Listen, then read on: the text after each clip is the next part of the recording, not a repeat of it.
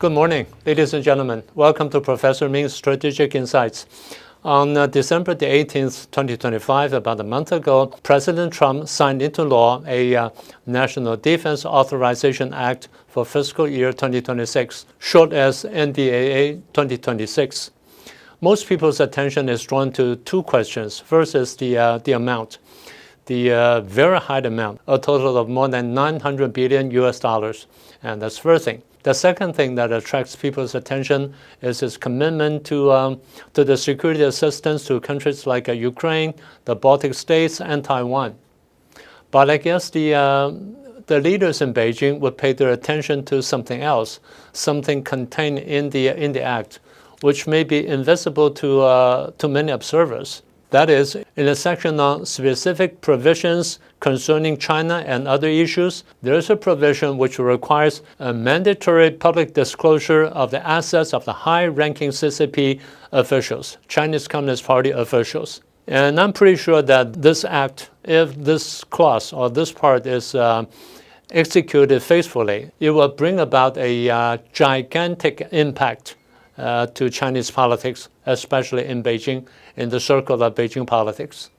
The act asks the Director of National Intelligence and Secretary of State and Secretary of War to work together on filing a report about the assets, the personal wealth and assets of the CCP leaders, Chinese Communist Party leaders, the high-ranking leaders, of their wealth and assets and the related information within 1 year, so that they can analyze how this issue would influence their foreign policies and their international influence. The interesting thing is that this asset disclosure report of the high-ranking CCP officials can be accessed by the general public, meaning that the general public can access to it through internet or through other ways. Although confidential attachments can be attached and report to the Intelligence Commission or Intelligence Committee of the Congress, of the United States Congress. But anyway, part of it, or the good part of it, can be accessed or can be open to the general public. And that's the important part. Now the question is, what will be included in this report? There are several parts.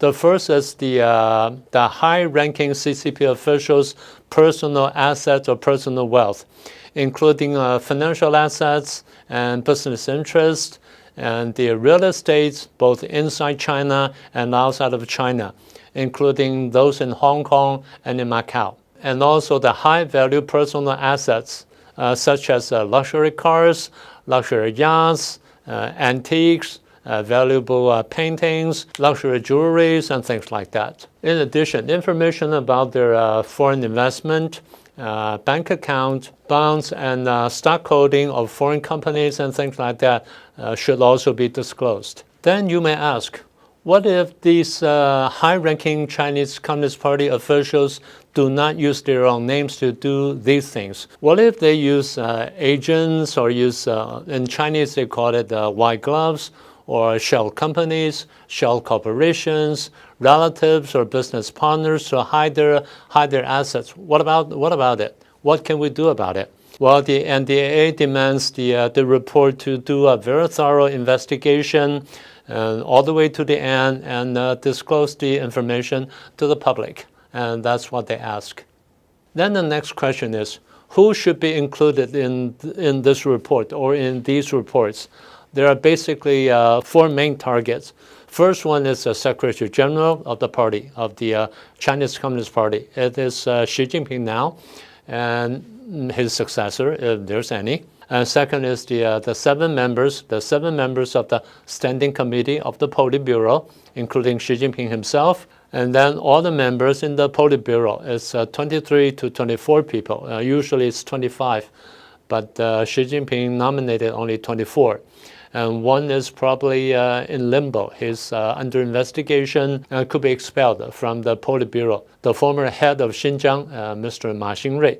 If he's purged, then there'll be only 23, unless he proved safe. And also their immediate family members are all included. So that's we're looking at about probably 150 to 200 people. So that's a lot of people to be included. their assets and their wealth around the world. So that's a big thing.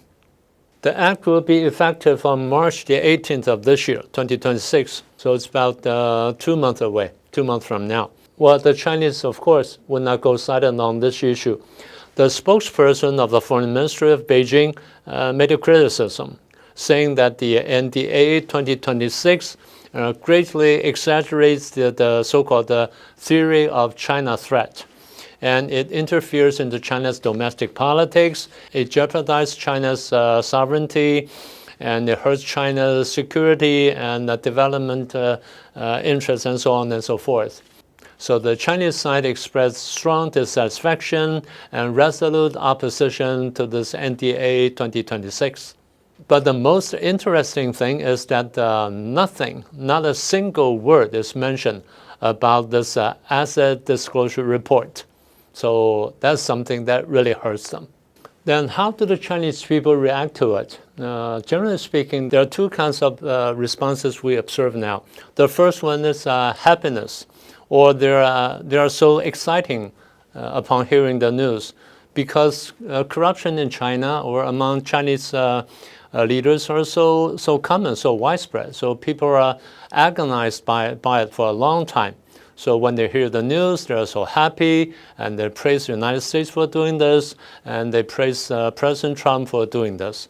And that's the first reaction. The second response is anger. They are not angry at the American, not at the American government, but they're angry at the Chinese Communist leaders. They say that we're being exploited. We're being seriously exploited by these corrupt officials or even officers. So both reactions are still building up very quickly and very strongly. We don't know what will happen next, but I guess the real reaction will follow the real publication of the report. Well, that will happen sometime in the future. So let's wait for that. Well, that sounds serious enough, but I guess the biggest impact brought about by this report will be on Beijing politics. We know that there's a long tradition of political infighting among the political cadres or high-ranking cadres inside the CCP, the Chinese Communist Party.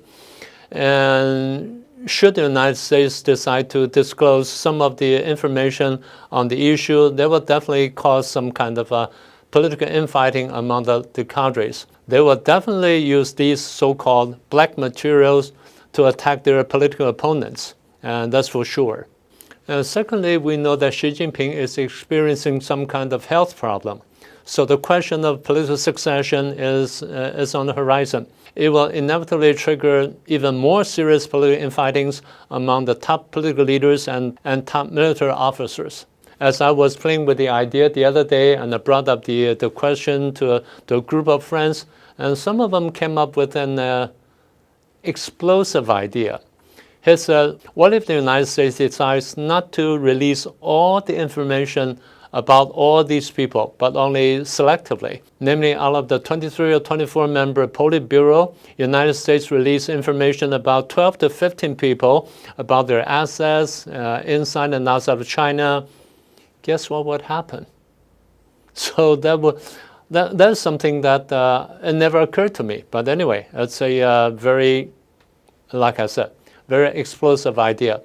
Let's see what will happen. Well, this is something going on in the process, so we don't know what will actually happen in the future, and that's something that deserves closer attention. But anyway, I'll share with you as soon as we have more information on the issue. And that's all I want to share with you today. I hope you like it, and please subscribe if you haven't done so, and share it with your friends, and do remember to click the icon bell. Well, that's all for today. I'll see you next time.